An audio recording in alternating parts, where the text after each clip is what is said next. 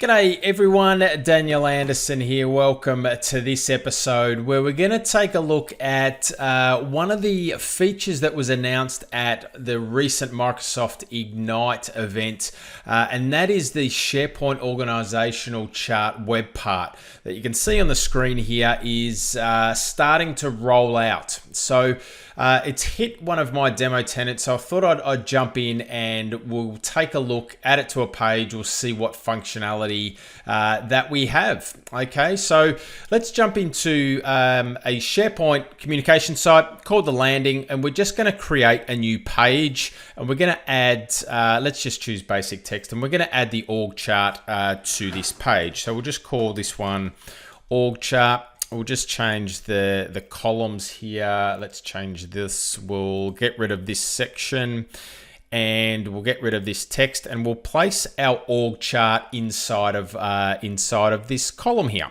So we'll hit the plus button, we'll search for org, and you'll see now that we've got an organizational chart. So we'll just pop that on the page, and the first thing we need to do is add a person's name. All right, so the first person I'm going to add, and we'll take a look at a couple of different ones, is I'll just chuck in Alex here.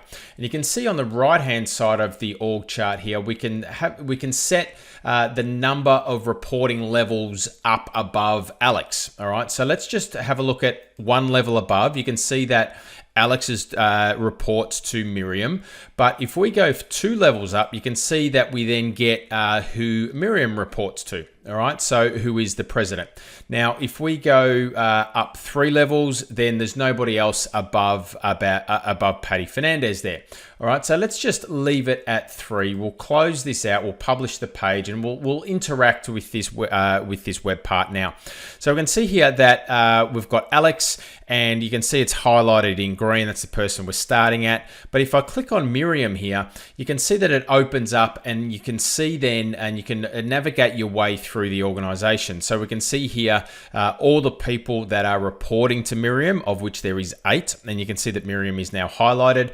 Now, if I keep going up the tree here, you'll see that if I click on Patty here, you can see that who in the organization reports to her. And then I can also, if I just click on Nesta here, I can see who reports to Nesta. And if I go down to the bottom level here, you can see that we stay with that 3 levels of reporting line there. All right, so if I jump back up to Patty, I can then jump back to Miriam, and we can navigate our way through the organization by clicking on an individual user.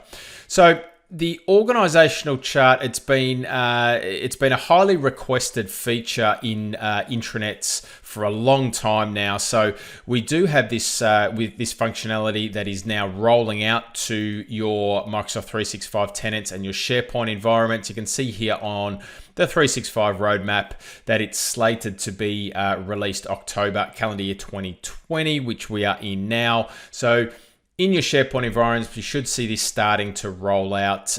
Go and pop it onto a page and you can see how it all works. Thanks for watching, and I'll see you in the next episode.